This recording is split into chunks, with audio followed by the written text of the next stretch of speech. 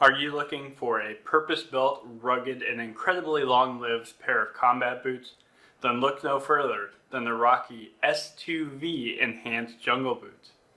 Stay tuned, for on this episode of the Evolving Warfighter, I'm going to give you a review of these boots after I've marched over 1,400 miles in them.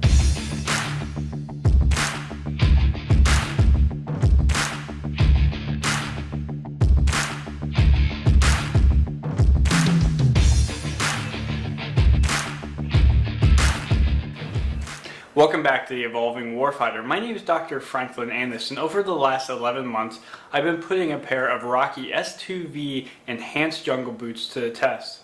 During this period, I've covered over 1,400 miles in road marches. And I've often taken these boots out for ultra-marathon length ruck marches up to 62 miles in a single day. Bottom line up front, I found these boots to be incredibly comfortable and extremely durable with such an exceptional long service life. In fact, they've lasted over 40% longer than the Rocky S2V tactical boots that I've previously reviewed. So I highly encourage anyone that's looking for a boot that's specific for field use to pick up a pair of these. Now let's get into the details of the boots itself.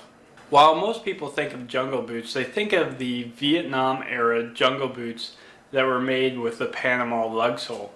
Now I can say that there is an extreme difference between that mid-20th century design and the 21st century designs in these new Rocky S2V Enhanced Jungle Boots. They're night and day difference. And I want to walk you through some differences that you'd find between what we traditionally think of a jungle boot and what Rocky has developed. The primary purpose of a jungle boot is to be able to work in a wet environment. The Vietnam-era boots did this by using a high degree of nylon in the design to allow the boot to pass water through it and to allow the feet to dry very quickly.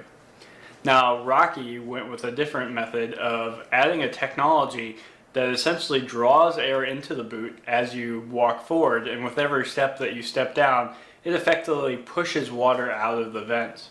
I can say it's a very effective design, and while there is considerably more leather inside the construction of these boots than a traditional Vietnam-era jungle boot, they were incredibly effective in pushing water immediately out of these boots.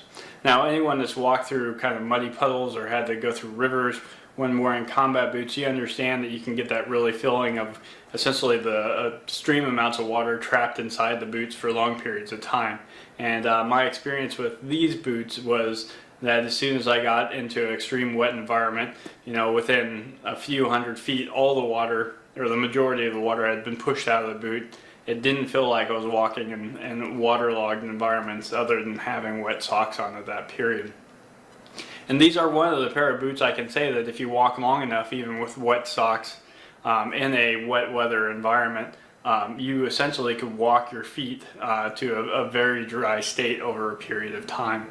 Due to the construction of these boots, they are heavier than the Vietnam-era boots, and we'll get into some of the features that cause the weight to be heavier than a traditional jungle boot.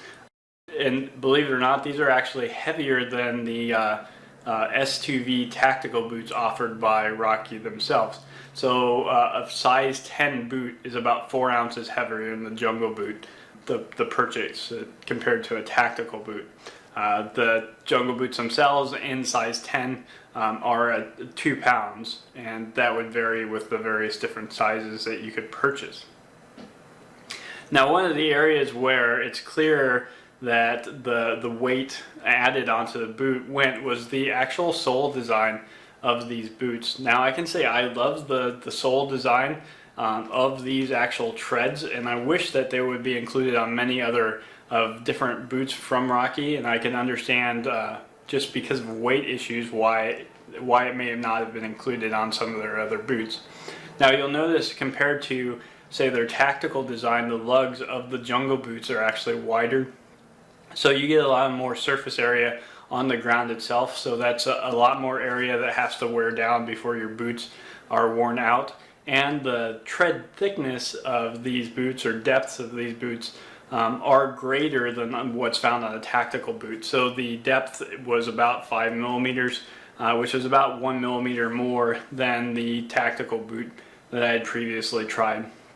So I'm assuming a lot of the weight that these boots, the reason why these boots are heavier than a traditional jungle boot is basically just how the quality they built into the sole to make that sole last longer. So these are going to last considerably longer compared to a Panama sole on a Vietnam era jungle boot or the Rocky tactical boots themselves. And with all the Rocky S2V boots, you get this exceptional high-walled side lug style tread to the boot itself, and that just gives you an extra level of traction that I find quite remarkable, and I'm surprised that there's not more boot companies out there trying to copycat that feature. You see it on off-road tires on trucks, so it made sense when they added it to boots, and it's something that I've really enjoyed, having those side lugs and that higher sole on the boot itself. The other area of this boot that may account for the extra weight added to this design is Rocky has a roll stop ankle stabilization technology built inside their boots. Now I can say this boot has had over 1,400 miles marching on it, and what's rather exceptional is you can actually see the structure of the boot itself. So whether you're buying brand new Vietnam era jungle boots or if you're buying hot weather combat boots, you typically see them immediately flip over when you set them down, and that is certainly not the case in terms of the structured design of Rocky boots themselves. Now, I can also say for the last 800 miles, I've been wearing this with the Arise iFast exoskeleton. So if you actually want rock solid, amazing protection for your ankles, whether you've had a previous injury or you truly want to ensure that you never have an ankle injury out there, I do encourage you to take a look into that system as well, because they interface with the Rocky boots exceptionally well. Now I can say that I only really have one problem with the boot itself, and it was more of user error. I think that Rocky attempted to save weight by only having 7 sets of eyelets on this boot compared to their traditional 8 that's found in their tactical boots. The fact is that the upper part of this boot is not padded, and when I first started wearing them, I noticed that I had a tendency to over tighten these boots. So I'd walk several miles and have to stop and actually loosen my laces as my feet would begin to swell. Now, it was something that after 2-3 weeks I basically just got over the learning curve to learn how to appropriately tension these boots when I first tried it, but it was something that, you know, I had to get used to not wearing a padded boot. My final thoughts are I'm incredibly impressed with how comfortable, how durable these boots are, and they're truly made to function in terms of a combat environment.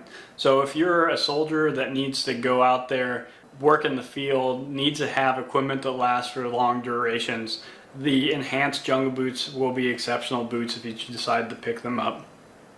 In fact, they have quickly become my favorite pair of boots. Now, if you find yourself maybe being a staff officer or a staff NCO that you only go into the field once a year, you want something more comfortable, then the tactical boots may be more appropriate to you if you want something more padded and slightly lighter weight. But I definitely love this boot. It's definitely going to save you money in the long run if you purchase this compared to other types of boots, just by how long and how durable this boot is. Really no problem with the construction, no issue with the seams coming apart whatsoever. Just a beautiful pair of boots that have lasted almost a year of extreme hard ruck marching on them, and I encourage you to take a look at these Rocky S2V enhanced jungle boots. Thank you for watching. For more videos on military self-development, military history, and product reviews related to military marching, I encourage you to subscribe to the Evolving Warfighter. Until next time, focus on your self-development so we can dominate the modern battlefield.